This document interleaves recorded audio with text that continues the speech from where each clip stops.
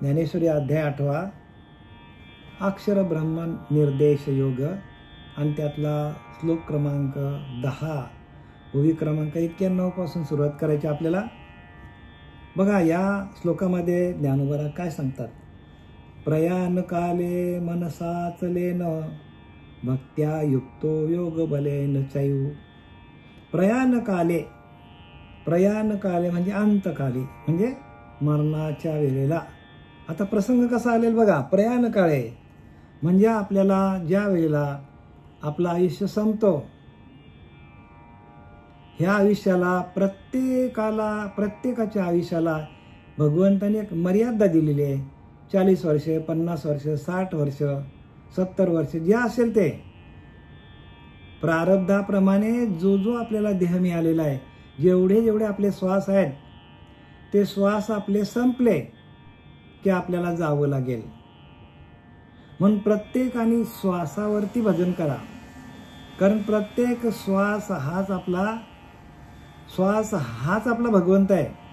देव म्हणजे आपला प्राण, समर्थ रामदासाने लिहिले देव म्हणजे आपला प्राण, प्राण म्हणजे प्राणवायू। सगळ्या संतांनी अभ्यास करून संपूर्ण शास्त्राचा, वेदांचा, श्रुतींचा अभ्यास करून शास्त्र लिहिलेलं आहेत। आपल्याला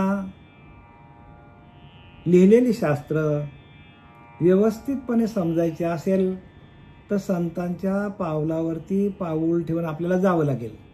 संतांनी काय केलं, पहिल्यांदा एकांतामध्ये गेले। एकांतामध्ये गेल्यानंतर एकांतातलं सुख त्यांनी अनुभवलं। सुख कुठे आहे? एकांतामध्ये आहे। म्हणून आपल्या घरामध्ये ज्या ठिकाणी कोणाची वर्दळ नसेल अशा ठिकाणी आसन लावा आणि आसनाच्या माध्यमातून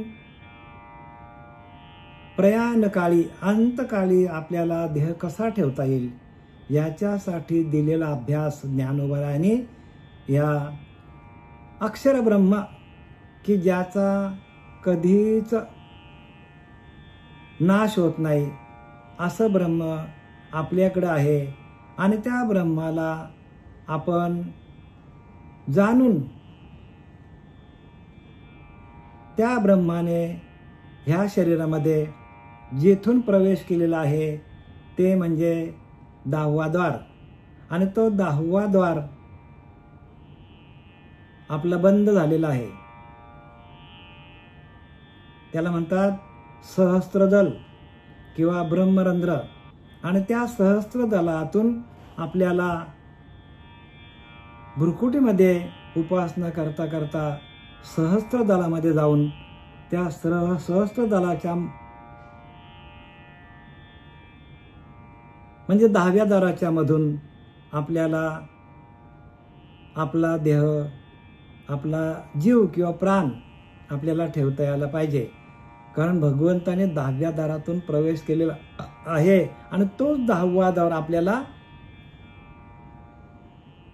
ओपन करून 10वा दार आपल्याला त्या 10व्या द्वारात जाऊन भजनाच्या माध्यमातून हा 10वा द्वार आपल्याला उघडा करता येतो। उघडा म्हणजे भजनानंदामध्ये जाऊन आपल्याला देह ठेवता येतो। भजनामध्ये जाऊन बरं का, असं नाही। आणि म्हणून सगळ्यात भजन सगळ्यात श्रेष्ठ गोष्ट आहे। भजनातून आपल्याला ज्ञान होतो, भजनातून आपल्याला भगवंताकडे जाता येतो, भगवंताशी एकरूप होता येतो। नवे भगवंताच्या त्या आत्मतत्वामध्ये आपल्याला विलीन होता येतो। आणि म्हणून हा 8व्या अध्यायातील 10वा श्लोक प्रत्येक माणसाला फारच महत्वाचा आहे। तो एवढा महत्वाचा आहे की अंतकाली जर आपण अशा प्रकारे देह जर ठेवला नाही आणि आपला जीव जर तोंडातून गेला, डोळ्यातून गेला, आपल्या हातातून गेला, पायातून गेला, तर आपल्याला परत जन्म घ्यावा लागेल आणि तो पण अधोगतीला जावा लागेल। म्हणजे किडा, मुंगी, मकोडा बैल, घोडा, हत्ती, पशु पक्षी ह्यांच्या जन्माला आपल्याला जावं लागेल. मग आपल्याला हे सगळ्या जन्माचं खंडन करायचं असेल तर 10व्या दारामध्ये जाऊन आपल्याला स्थिर व्हावं लागेल आणि आपण स्थिर होऊन तिथून ब्रह्मरंध्रातून आपल्याला आपला जीव सोडता यायला पाहिजे. तरच आपल्याला मुक्ती आहे असं ज्ञानवऱ्या सांगतात. जे जडजडात ते विरवतू, भ्रूलतामध्ये संचरतू, जैसा घंटा नाद लयस्तू घंटेशीच होय. जसा एखादी घंटा आहे देवळातली, त्या घंटेला आपण असं वाजवलं आपटलं जोरात तर त्या घंटेमधून एक नाद बाहेर पडतो आणि तो नाद घंटेतून निर्माण होतो आणि घंटेमध्येच विलीन होतो. तो तसा आपल्याला ध्येय ठेवताना जडजडा ते विरवतो म्हणजे चित्त आणि प्राण आपल्याला भ्रुकुटीमध्ये म्हणजे 2 डोळ्यांच्या मध्ये, म्हणजे जिथे आपण गंध लावतो, जिथं आपण भगवंताचं स्मरण लावतो, त्या ठिकाणी नेऊन आपल्याला प्राण आणि चित्त आपला तिथं एकवटून भ्रूलतामध्ये संचरतू. भ्रूलता काय शब्द दिले? भ्रू आणि लता.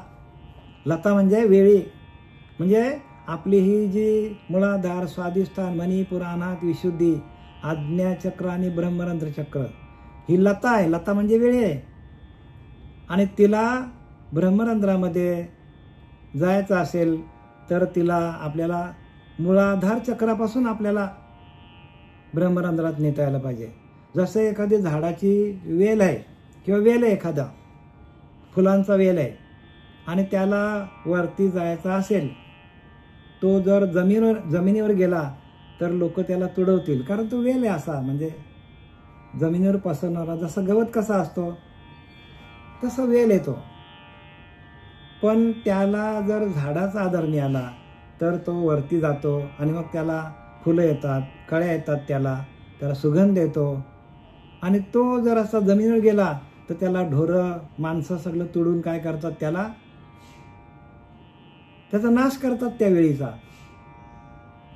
जसं त्या वेळीला झाडावरती जायचा आधार आहे, तसं आपल्याला आपल्या या मूलाधार, स्वाधिष्ठान, मणिपूर आपली जी प्रक्रिया आहे, आपली जी कुंडलिनी जागृतीची जी प्रक्रिया आहे ती वायुरूपाने आहे. आणि ती वायुरूपाने आपण काय करायचं तर पाठीमागच्या कण्यातून, पाठीमागचा जो मणका आहे त्या मणक्यातून आपल्याला तो प्राण आणि प्राणवायू आणि आपल्या ब्रह्मरंध्रात घेऊन किंवा भ्रुकुटीमध्ये घेऊन आपल्याला आपला ध्येय ठेवता यायला पाहिजे असं ज्ञानोबरांनी सांगितलंय. भ्रूलतामध्ये संचरतू जैसा घंटा नाद लयस्तू घंटेशीच होय. जसं घंटेचा नाद आहे तो घंटा वाजवला की घंटेतून निर्माण होतो आणि घंटेमध्येच त्याचा लय होतो. तसा आपल्याला काय करायला पाहिजे तर ब्रह्मरंध्रामध्ये जाऊन त्या भगवंताचं नामस्मरण करता करता आपल्याला ध्येय ठेवता यायला पाहिजे. तरच 10व्या दारात जाऊन आपल्याला स्थिर होऊन त्या 10व्या दारातून आपल्याला काय करायला पाहिजे, आपला प्राण सोडता यायला पाहिजे. तरच आपल्याला सुटका आहे, अन्यथा ह्या जीवाला सुटका नाही. म्हणून त्याच्यासाठी आपल्याला ही ओवी दिलेली आहे. प्रयाणकाले मनसाचलेन भक्त्या युक्तो योग बलेन चैव. भक्तियुक्त अंतःकरण व्हायला पाहिजे. भगवंताच्या नामस्मरणातून भक्तियुक्त अंतःकरण व्हायला पाहिजे आणि भक्तियुक्त अंतःकरणातून आपल्याला भ्रूलतामध्ये प्राणमावेश म्हणजे भ्रुकुटीमध्ये आपल्याला प्राणाला नेता यायला पाहिजे. सम्यक सतम परम पुरुष मुपैती दिव्यम. असा जो भ्रूलतामध्ये जाऊन आपल्याला परम पुरुष मुपैती दिव्यम म्हणजे त्या दिव्य अशा परमपुरुषाला प्राप्त करण्यासाठी आपल्याला ब्रह्मरंध्रात जाऊन आपल्याला ध्येय ठेवता यायला पाहिजे असं या श्लोकामधून ज्ञानोबा सांगतात. मरणसमयी भक्तीने व चित्ताने समाधान याच बलाने युक्त होऊन भुयांच्या मध्ये प्राणाला सावधपणाने स्थापून मनाने तो त्या श्रेष्ठ दिव्य पुरुषाला प्राप्त होतो. श्रेष्ठ आणि दिव्य पुरुष म्हणजे परमात्मा. परमात्मा कसा आहे? दिव्य स्वरूपामध्ये आहे. आणि त्या दिव्य स्वरूपाशी आपण एकरूप होऊन आपल्याला ध्येय ठेवता यायला पाहिजे. आता आपण ओव्यांकडे वळूया. काय सांगतात बघा ज्ञानोबऱ्या. तया अव्यंग वाणेया ब्रह्माते. तया अव्यंग वाणेया ब्रह्माते प्रयाण काले प्राप्ते जो स्थिरावले निश्चित्ते जाणून स्मरे. त्या अव्यंग अशा ब्रह्माला जाणून मरणकाल जवळ आला असता तो एकाग्र चित्ताने त्याचे स्मरण करीतो. जो माणूस, जो साधक मरणाच्या अंतकाली म्हणजे अंतकाली मामेव शरणम, अंतकाली जो भगवंताला शरण जातो त्याने देह कसा ठेवायचा? तर त्या अव्यंग अशा ब्रह्माला जाणून, म्हणजे ज्या ब्रह्माचा कधीच नाश होत नाही अशा ब्रह्मतत्वाला जाणून मरणकाल जवळ आला असता म्हणजे अंतकाली जो एकाग्र चित्ताने त्याचे स्मरण करतो. एकाग्र चित्त म्हणजे स्थिर होतो. भ्रुकुटीमध्ये नेऊन प्राण तिथे स्थिर करतो आणि प्राण स्थिर केल्यानंतर आपण स्थिर होतो. भ्रुकुटीमध्ये गेल्यानंतर, भ्रुकुटीमध्ये आपण प्राणाला घेऊन गेल्यानंतर तिथे आपल्याला स्थिरता प्राप्त होते. तिथे माणूस शांत होतो. तिथे शांती मिळते आणि त्या शांतीच्या माध्यमातून आपल्याला भजनानंदामध्ये जाता येतो. भजनानंद बरं का. भजन करता करता, देवाचं नामस्मरण करता करता आपल्याला ध्येय ठेवता यायला पाहिजे.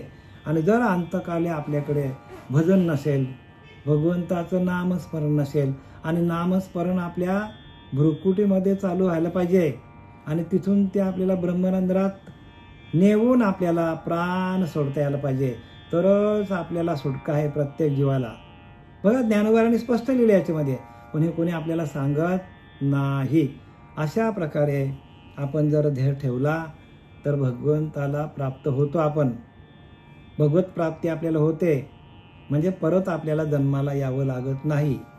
नाहीतर असं जर प्राण आपण ठेवलं नाही तर आपल्याला परत परत परत परत या मृत्यूच्या चक्रामध्ये अडकावा लागतो. आणि म्हणून ज्ञानोबारांनी आपला स्पष्टपणे सांगितलंय, बाहेरी पद्मासन रचुनी. आता तो देह कसा ठेवायचा हे ज्ञानोबा पुढच्या वेळेस सांगतात. 92व्या ओवीत सांगतात, बाहेरी पद्मासन रचुनी म्हणजे आपण काय करायचं? तर आपल्याला असे चिन्ह दिसायला लागले की आपला आता देह, आपल्याला देहाला भगवंत म्हणजे देहाला चालवणारा आपला अंतरीचा अंतरात्मा आता आपल्याला जायची वेळ आली असं आपल्याला चिन्ह दिसायला लागलं तर आपण काय करायचं? उत्तर दिशेला तोंड करून एक आपण काय करायचं? आसन घ्यायचं आणि आसनावर बसायचं. उत्तराभिमुख बैसोनी म्हणजे उत्तर दिशेला तोंड करूनी. जीवी सुख सुनी क्रमयोगाचे म्हणजे आपल्याला पद्मासन घालायचा, आसनावर बसायचं, उत्तरेला तोंड करायचं आणि योगाभ्यासाच्या क्रमात प्राप्त झालेले सुख अंतःकरणात साठवून आणि असं योगाभ्यास म्हणजे काय? त्या जीवाचा शिवाचा ऐक्य करून. योग म्हणजे जीवाचा आणि शिवाचा मिलन, आत्म्याचा आणि परमात्म्याचं मिलन, याला योग म्हणतात. जीव भाव आहे तो शिवभावाशी एकरूप करावा लागेल. जीवाचा आणि शिवाचं मिलन एकरूप होऊन ब्रह्मरंध्रात जाऊन उत्तर दिशेला तोंड करून आपल्याला ध्येय ठेवता यायला पाहिजे. आणि म्हणून इथं स्पष्ट लिहिले, बाहेरी पद्मासन रचुनी उत्तराभिमुख बैसोनी जीवी सुख सुनी क्रमयोगाचे. ते सुख आपल्याला प्राप्त करून घ्यायचं. असं अंतःकरणामध्ये आपल्याला आनंद व्हायला लागलं आणि आपल्याला आनंद स्वरूपामध्ये जाऊन आपल्याला ध्येय ठेवता यायला पाहिजे. आणि हे आपल्याला सुख कुठे मिळतं? तर योगाभ्यासाच्या क्रमात प्राप्त झालेले सुख. म्हणजे योगाभ्यासाच्या क्रमामध्ये म्हणजे जी आपल्याला सद्गुरूंनी प्रक्रिया दिलेली आहे, प्रबोधाची चिंतनाची दिलेली आपल्याला, सप्तचक्र भेदन करून आपण ब्रह्मरंध्रात कसं जायचं हे आपल्याला प्रक्रिया श्री गुरु आपले पांडुरंग देवकर बाबा, आपले श्रीपाद बाबा, सच्चिदानंद सद्गुरू श्रीपाद बाबा यांनी आपल्याला दिलेले आहे. आणि त्या दिलेल्या प्रक्रियेच्या माध्यमातून आपल्याला ब्रह्मरंध्रात जाऊन स्थिर होता यायला पाहिजे आणि मग नंतर आपल्याला देह ठेवता यायला पाहिजे. आणि ही प्रक्रिया ज्याला जमली नाही मग त्याला पुनरुपी जननम, पुनरुपी मरणम, पुनरुपी जननी जठरी शयनम, म्हणजे परत परत जन्म मरणाच्या फेऱ्यामध्ये लटकून राहावं लागेल. आणि म्हणून ज्ञानोबारांनी आपल्याला सोप्या भाषेत सांगितलंय, आतु मिनलेनी मनोधर्मे स्वरूप प्राप्तीचे प्रेमे आप्याप संभ्रमे मिलावया अंतर्यामी एकाग्र चित्ताने. काय सांगितले? अंतकरण स्थिर करून एकाग्र चित्ताने स्वरूप प्राप्तीच्या प्रेमाने आपल्या आत्मस्वरूपाशी एकरूप होऊन आप्याप ब्रह्मास ताबडतोब मिळण्याकरता जावे. म्हणजे त्या परब्रह्माला प्राप्त करण्यासाठी, त्या परब्रह्माला भेटण्यासाठी किंवा परब्रह्म तत्वामध्ये आपला देह भजनानंदामध्ये जाऊन तो प्राणवायू जो प्राण आहे तो प्राण आपल्याला त्या आत्मचैतन्यामध्ये विलीन करता यायला पाहिजे. म्हणून अंतर्यामी एकाग्र चित्ताने आतमध्ये जाऊन एकाग्र चित्त करायचं. स्वरूप प्राप्तीच्या प्रेमाने आपाप ब्रह्मास ताबडतोब मिळण्याकरता संपादिलेल्या योगाच्या द्वारे सुषुम्ना नाडीच्या मध्य मार्गाने अग्निस्थापासून ब्रह्मरंध्रात जाण्याकरता निघतो. आता पुढे काय सांगितलंय? आकळिले योगे मध्यमा मार्गे अग्निस्थानोनी निगे ब्रह्मरंध्रा. म्हणजे आता ह्या दोन्ही वेळी आहेत त्या एकत्र आपण घ्यायला पाहिजे. आत्मिलने मनोधर्मे स्वरूप प्राप्तीचे प्रेमे आप्याप संभ्रमे मिलावया अंतकाले नियोगे मध्य मार्गे अग्निस्थानोनी निगे ब्रह्मरंध्रा. म्हणजे आपण काय करायला पाहिजे तर आपण त्या आसनावर बसून आपण मूलाधार चक्रापासून तर ब्रह्मरंध्रात जाण्यासाठी मध्य मार्गे म्हणजे इडा, पिंगला आणि सुषुम्ना ह्या तीन नाड्या आपल्याकडे किती आहेत? इडा, पिंगला आणि सुषुम्ना. इडा आणि पिंगला नाड्या जेव्हा एक होतात तेव्हा आपल्याला सुषुम्ना नाडी चालू होते. आणि सुषुम्ना नाडी हीच काय करते तर परमात्म तत्वाशी एकरूप करते. जोपर्यंत इडा पिंगला नाडी चालू आहेत तोपर्यंत आपण देहबुद्धीवर आहोत. पण इडा पिंगला एकवटल्या मग आपल्याला ब्रह्मरंध्रात जाता येतो. सुषुम्ना नाडी चालू झाली तर. सुषुम्ना नाडी हीच भक्ती मार्गाला एकमेव नाडी आहे. आणि ती नाडी चालू होईपर्यंत आपल्याला ध्यान करावं लागेल सातत्याने, बरं का. 2 तास असो 4 तास असोत, पण आपल्याला सातत्याने सुषुम्ना नाडी चालू होईपर्यंत सातत्याने ध्यान करत राहिलो तर सुषुम्ना नाडीच्या माध्यमातून आपल्याला ब्रह्मरंध्रात जाता येतो. सुषुम्ना नाडी, बरं का, तिसरी नाडी. आणि तीच नाडी आपल्याला काय करते? परब्रह्माची प्राप्ती करून देते. हे सगळं आतला विषय, बरं का. नवीन साधक त्यांनी समजून घ्या. आज ना उद्या त्यांच्या लक्षात येईल. संपादिलेल्या योगाच्या द्वारे सुषुम्ना नाडीच्या मध्यम मार्गाने सुषुम्ना नाडी आपली चालू व्हायला पाहिजे. अग्निस्थापासून ब्रह्मरंध्रात म्हणजे अग्निचक्रापासून ब्रह्मरंध्र चक्रापर्यंत जाण्याकरता निघतो. ध्यान करताना कसं करायचं तर संपूर्ण आपण जो श्वास जो आपण आतमध्ये घेतो, आतमध्ये घेताना जो श्वास आपण घेतो तो नाभी कमलाच्या खाली जायला पाहिजे. म्हणजे मूलाधार चक्रापर्यंत तो गेला असं मनानेच आपण करायचं. आणि मग तिथून जी कुंडलिनी आपली उठते ती आपल्या ब्रह्मरंध्राकडे धाव घेते.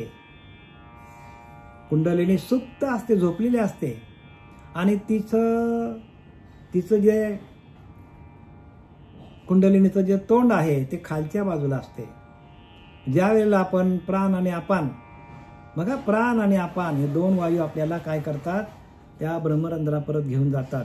प्राणवायू आपण आतमध्ये घेतला की प्राणवायू आणि नाभीच्या खाली अपान वायू आहे. आपण जरा अशी दाबल्यानंतर ती कुंडलिनी झोपलेली असते. ती जरा दाबली का तिचा तोंड खाली असते. मग दाबल्यानंतर श्रीगुरूंनी आपल्या प्रक्रिया सांगितलेल्या आहेत. तर तिचं जोरात तिला असं म्हणजे अपान वायूला जोरात प्रेशर येतो आणि अपान वायू उलट फिरतो ब्रह्मरंध्राकडे जायला. आणि मग तो प्राणवायूला घेऊन अपान वायू ब्रह्मरंध्रात जातो किंवा भ्रुकुटीमध्ये येतो. आणि मग तिथून आपल्याला जी आनंद स्वरूपाची अवस्था आहे, जी ज्ञानार्जनाची अवस्था आहे, जी वैराग्याची अवस्था आहे, जी विवेकाची अवस्था आहे, ते आपल्याला या सुषुम्ना नाडी प्राप्त करून देते. आणि म्हणून त्यांनी काय लिहिलंय की सुषुम्ना नाडीच्या मध्य मार्गाने म्हणजे इडापिंगला काय होते, एकवटतात आणि मग सुषुम्ना नाडी चालू होते. आणि अग्नी म्हणजे आपल्या अग्निस्थानापासून म्हणजे अग्निचक्रापासून तर ब्रह्मरंध्रात जाण्याकरता निघते ही कुंडलिनी. तेच अचेत चित्ताचा सांगा तू, आहाच वाना दिशे मांडतू, जेतो प्राणू गगनातू संतरे का. प्राण व चित्त यांची संगीत आहे असे उगीच ब्रह्मसाक्षात्कारी दिसते आणि प्राणाचा लय आकाशात होतो. प्राण व चित्त यांची संगती आहे. बघा, प्राणवायू आणि आपला चित्त यांची एक काय आहे, सांगड आहे. सांगड बांधारे सांगड बांधली जाते प्राणवायू आणि आपला चित्त.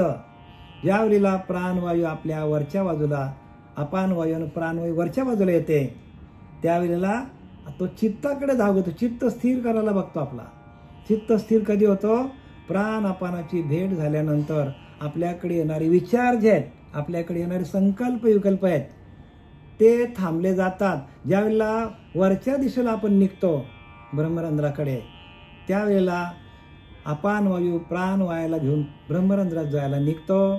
त्यावेळेला आपल्याला ब्रह्मरंध्राकडे जाताना जी शांती आपल्याला मिळते, शांती कधी मिळते, चित्त स्थिर होत जातो, चित्त शांत होतो किंवा चित्ताकडे अनाहत नादाचा ध्वनी चालू होतो. आणि अनाहत नाद सुरू होऊन जर त्याचा आपल्याला अनुभूती आली तर नाद ब्रह्म सगळ्यात श्रेष्ठ ब्रह्म आहे. नाद ब्रह्म हा सगळ्यात श्रेष्ठ ब्रह्म आहे भक्तीमध्ये. नाद ब्रह्माच्या माध्यमातून आपल्याला ब्रह्मरंध्रामध्ये जाऊन स्थिर होऊन आपल्याला देह ठेवता येतो. नाद ब्रह्म येते आणि त्या नाद ब्रह्मातून आपल्याला भजन आपला चालू होतो. आपला ओंकार स्वरूप आहे की नाही, ओम आहे की नाही, तो ओम आपल्याला जर ओंकार स्वरूपाचा आपल्याला नाद ब्रह्म चालू झालं तर देहाचा पूर्ण निराश होतो, विसर पडतो. किंवा आपल्या नामाचं नाद ब्रह्म चालू झालं तरी पण आपल्याला पूर्ण देहाचा विसर पडतो. जसा जैसा घंटा नाद लयस्तु घंटेशीच होय, जसा घंटेचा नादातून त्या लहरी निघतात, ध्वनी लहरी आवाजाच्या, पण त्या परत घंटेमध्ये येऊनच थांबतात.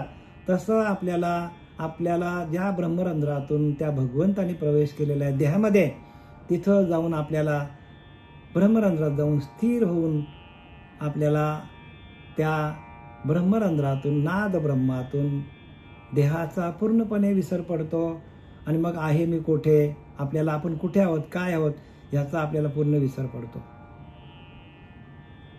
आणि पूर्ण विसर देहाचा पडल्यानंतर आपल्याला संपूर्ण देहामध्ये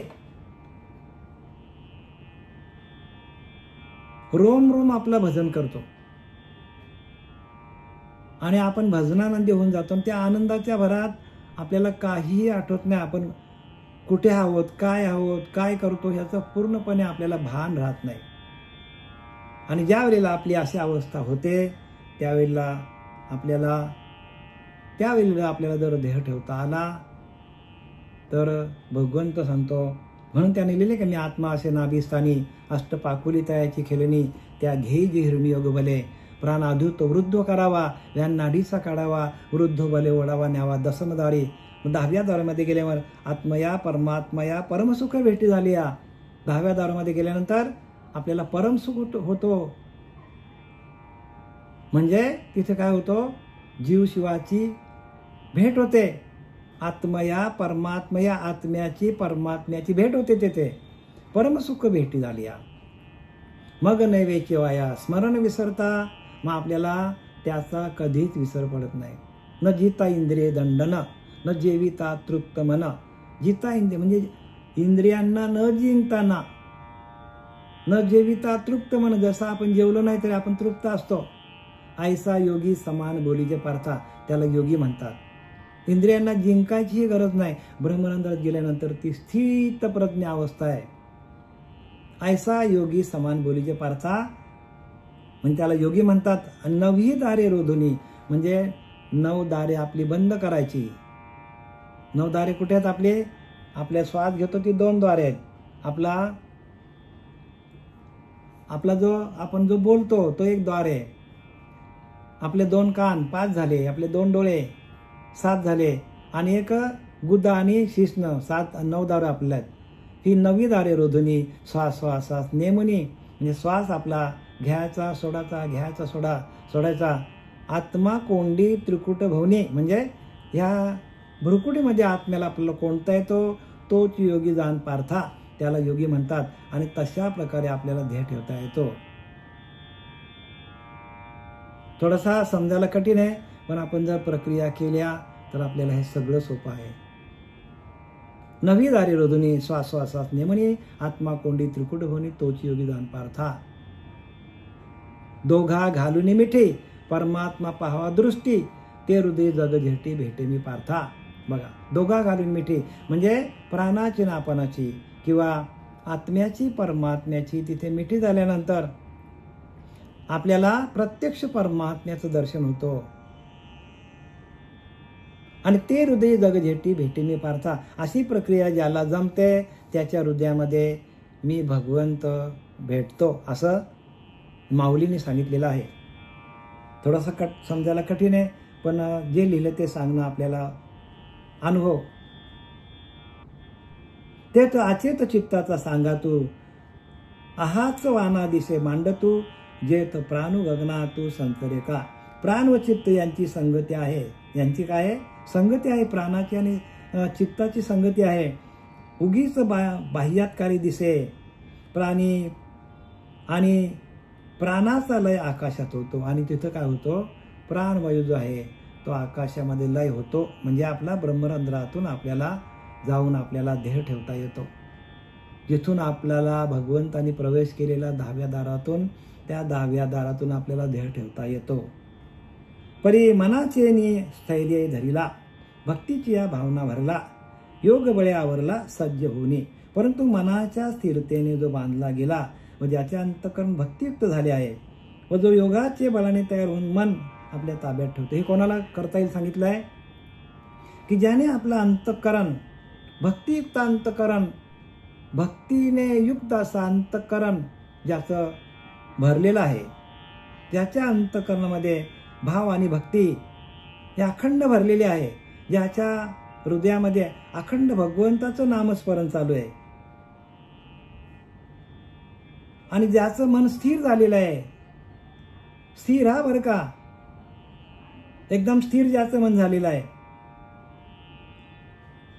व जो योग बलाने तयार होऊन मन आपल्या ताब्यात ठेवणे. योगाच्या बलाने माणसाला मन आपल्या ताब्यात ठेवता येतो. मन ताब्यात ठेवण्याचं एकमेव साधन काय? तर ते योग म्हणजे काय? तर हे दिलेलं ध्यान आहे आपल्याला.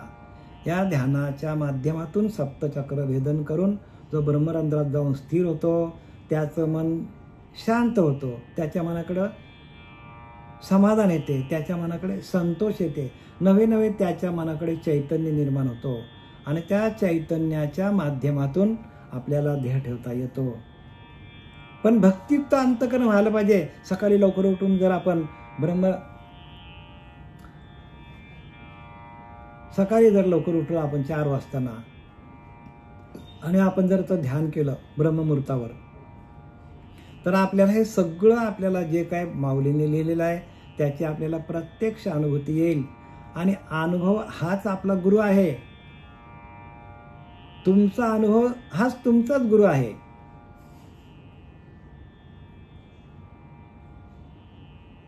म्हणून तुकाराम महाराज सांगतात, तुका चाखून या सांगे.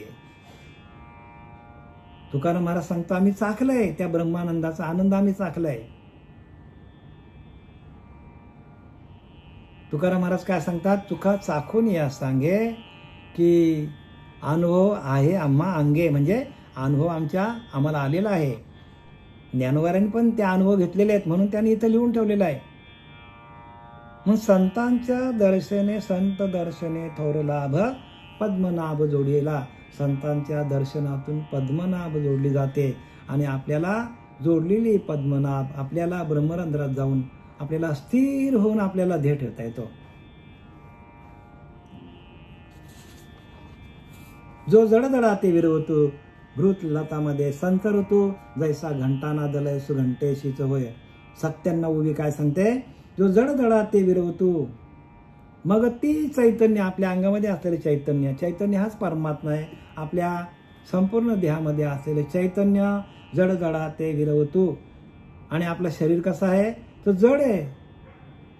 आपली बुद्धी जड आहे, आपलं मन चंचल आहे. आणि ते आपल्याकडे असलेलं आत्मचैतन्य जडजडा ते विरवतो भ्रूलतामध्ये संचरतो. म्हणजे आपल्या भ्रुकुटामध्ये जाऊन जैसा घंटा नादुलय सुघंटेशीच होय. भ्रुकुटामध्ये नाद ब्रह्म चालू होतात. घंटानाद म्हणजे घंट्यावर आपण मारला की घंटा नाद होतो, तसा आपण ब्रह्मरंध्रामध्ये गेल्यावर नंतर आपल्याकडे नाद ब्रह्म चालू होतो. आणि त्या नाद ब्रह्मातून ज्या लहरी निर्माण होतात नामाच्या, ओंकार स्वरूपाचा अनुभव येतो, दिव्यत्वाचा अनुभव येतो आपल्याला, चैतन्याचा अनुभव येतो आपल्याला, ज्योती स्वरूपाचा आपल्याला अनुभव येतो. आणि त्या आलेल्या अनुभवातून आपल्याला ध्येय ठेवता येतो. का झाकलिया घटीचा दिवा नेनी जे काय झाले केव्हा. ह्या रीती पांडवा जो देह ठेवी तो केवळ परब्रह्म तया परमपुरुषायशे नाम तो माझे निज धाम होऊन ठाके. का झाकलिया घटीचा दिवा. आता अंतकाली आपल्याला देह कसा ठेवायचा. एखादा घट आहे, घट मातीचा घट आहे, त्याच्या खाली आपण दिवा ठेवलाय किंवा दिव्यावरती आपण घट ठेवलाय. तर जोपर्यंत त्या घटामध्ये प्राणवायू आहे तोपर्यंत तो दिवा जळतो. घटातल्या आतला प्राणवायू संपला की दिवा विझून जातो. का झाकलिया घटीचा दिवा नेहमी जे काय झाले केव्हा. कधी विजतो आपल्याला माहीत पडत नाही. या रीती पांडवा जो देह ठेवी. अरे अर्जुना, ह्याप्रमाणे झाकलेल्या घटामध्ये जसा दिवा कधी विजतो तसं एखाद्या साधकाने, तसं एखाद्या योगी पुरुषाने किंवा तसं एखाद्या सर्वसामान्य माणसाने, जो सद्गुरूचा दास आहे, त्यांनी जर तसा ध्येय ठेवला की त्या घटाखाली असलेला दिवा कधी विजला माहीत पडत नाही, तसा आपल्या अंतःकरणामध्ये असलेली ती आत्मज्योत कधी विजतो आपल्याला माहीतच पडत नाही.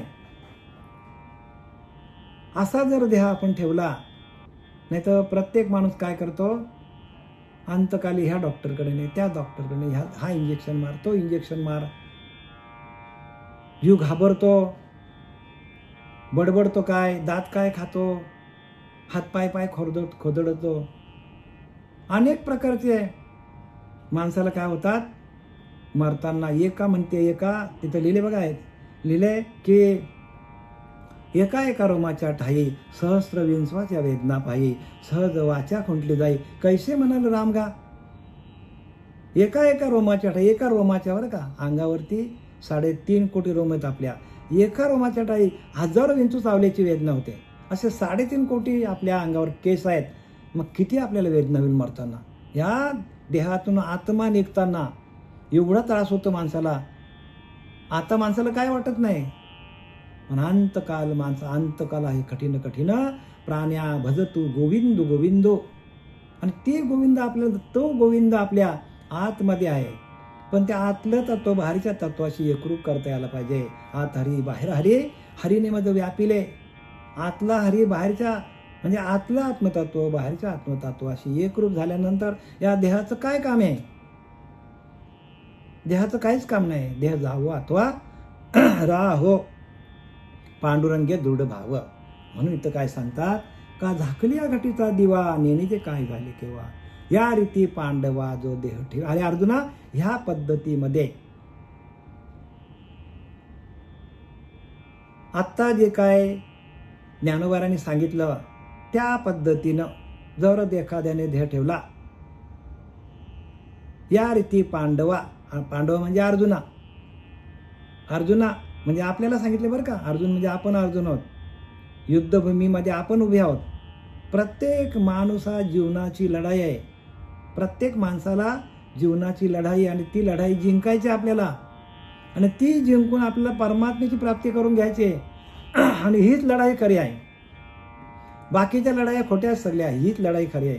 आणि हाच रणांगण आहे. ह्या रणांगणामध्ये आपल्याला त्रास देणारे जे शत्रू आहेत, त्या शत्रूंना जिंकून आपणच परब्रह्म आहोत. पण शत्रू आपल्याला आडवे येतात, आपली माया आडवी येते, आपल्याला रजोगुण तमोगुण सत्वगुण आडवा येतो.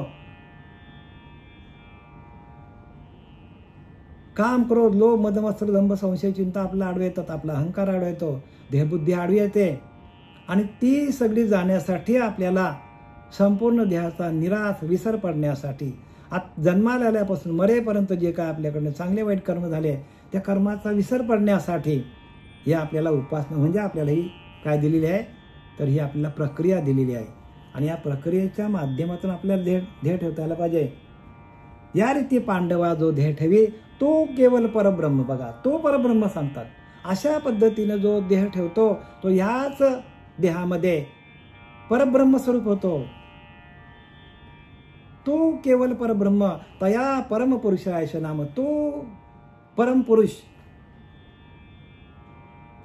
तया परमपुरुषाय नाम, तो माझे निजधाम होऊन टाके, तो माझ्या निजधामाला येतो. भगवंत सांगतो. कृष्ण परमात्म्याने अर्जुनाला जी गीता सांगितली, ती त्याच गीतेचं विश्लेषण बरं का, ते ज्ञानोबारांनी सोप्या भाषेत केलेलं आहे. आपण ते युद्ध समजतो, पण खरं युद्ध हे आहे की आपल्याच अंतःकरणामध्ये आपल्याला त्रास देणारे आहेत. जसं आपल्याच घरात आपले भाऊ किंवा आपले नातेवाईक आपल्याला त्रास देतात, तसं आपल्याच घरात असलेले आपल्याला जे विषय आहेत ते आपल्याला त्रास देतात. आणि त्यांना जिंकून आपण प्रत्येक माणूस हा परब्रह्मच आहे, प्रत्येक माणूस हा देवच आहे, ब्रह्मच आहे प्रत्येक माणूस. पण त्या ब्रह्मावरती आलेले आवरण बाजूला काढ. बरं का, साधं आहे बरं का, भक्ती मार्ग खूप सोपा आहे, पण तो तसा गुरु मिळाला पाहिजे. जे काय जगामध्ये चालले ते काय खरं नाही. जे काय आम्ही कोणाला नावं ठेवत नाही, पण अनुभव सांगा. अनुभव बघा, ज्ञानोबा काय सांगतात. ज्ञानोबा सगळ्यात श्रेष्ठ की ज्याने संजीवनी समाधी घेतली, त्याने ही ज्ञानेश्वरी लिहिलेली आहे. आणि ती ज्ञानेश्वरी कळण्यासाठी आपल्याला आपली व्यापकता पाहिजे. हो, आपल्याला साधना पाहिजे, श्रीगुरूंची सेवा पाहिजे, श्रीगुरूंचा आशीर्वाद पाहिजे, श्रीगुरूंची कृपा पाहिजे. तो केवळ परब्रह्म, तया परमपुरुषाय नाम, तो माझे निजधाम होऊन टाके. आणि काय सांगतात ज्ञानोबा, तो केवळ परब्रह्म ज्याला परमपुरुषाचे नाव आहे, आणि तो माझ्या निज स्वरूपात जाऊन मिळतो, आणि तो माणूस माझ्या निज स्वरूपाला येऊन भेटतो, एकरूप होतो. ही जी ध्येय ठेवण्याची प्रक्रिया आहे, ही ध्येय ठेवण्याची प्रक्रिया आपल्याला या अक्षर ब्रह्म, की जे ब्रह्म आपल्या आतमध्ये आहे, ज्याचा कधीच नाश होत नाही, पण तर त्याचा नाश तर कधी होतच नाही. मग आत्म्याने परमात्म्याला जाऊन भेटायला पाहिजे. मग आत्म्याने काय करतो, आत्मा जाऊन काय करतो, या संसारातल्या ज्या गोष्टी आहेत, विषय आहेत, माणसाचे अहंकार आहे, त्याच्यामध्येच आत्मा वाढतो. आणि मग काय करतो, अंतकाली तेवी जिते ने अवसरे आवडीने जीवे उरे, मरणाचे ने मेरे फारो लगे. म्हणजे आपल्याला मनुष्य देह मिळाल्यानंतर आपण जे भोग घेत बसतो आयुष्यभर, ते भोगच आपल्याला काय करतात, त्रासदायक होतात. त्या वासनाच आपल्याला त्रास देतात अंतकाली. आणि वासनेपोटी जन्म घ्यावा लागे, आणि वासनेच्या पोटामध्ये आपल्याला जन्म आहे. जर आपल्या वासना अंतकाली आपल्याला आल्या, तर आपल्याला परत जन्माला यावं लागेल आणि 184ला जावं लागेल बरं का. तिथून सुटका नाही. आणि एका योनी कोटी फेरा, कोटी वेळा एका जन्मामध्ये. पण मग केव्हा लागेल मनुष्य देहाचा वारा. मनुष्य देह परत नाही. म्हणून भगवंताला भेटा, त्याला आपला अनन्य भावाने त्याला शरण जा. आणि शरण गेल्यानंतर आपल्याला ह्या पद्धतीने जर देह ठेवता आला तर आपण भगवत प्राप्तीला ह्याच देहामध्ये आपल्याला सुटका होईल. दुसऱ्या इतर योनीच्या ठाई आपल्याला सुटका मिळणार नाही. तिथे परत जन्माला यावं लागेल. किती वेळा जन्मा यावे, किती व्हावे फजित होणार प्रत्येकाचे. आणि ती फजिती आपल्याला काढायची असेल तर श्रीगुरूंना शरण जा. आणि श्रीगुरूंना शरण जाऊन ते भजन करा, भजनानंद व्हा, ब्रह्मरंध्रात जा. ब्रह्मरंध्रातून आपल्याला देह कसा ठेवता येईल. कापुराची वाती, उजळलेली ज्योती, ठाईच समाप्ती झाली. जागच्या जागेवर आपल्याला देह ठेवता यायला पाहिजे. झालेली सेवा आपले सच्चिदानंद सद्गुरू पांडुरंग देवकर बाबा, सच्चिदानंद सद्गुरू श्रीपाद बाबा, सच्चिदानंद सद्गुरू रामदास बाबा, नारायण बाबा, नाना बाबा यांच्या चरणी समर्पित करीत आहे. कुंडलिकावरती हरी विठ्ठल श्री ज्ञानदेव तुकाराम पंढरीनाथ भगवान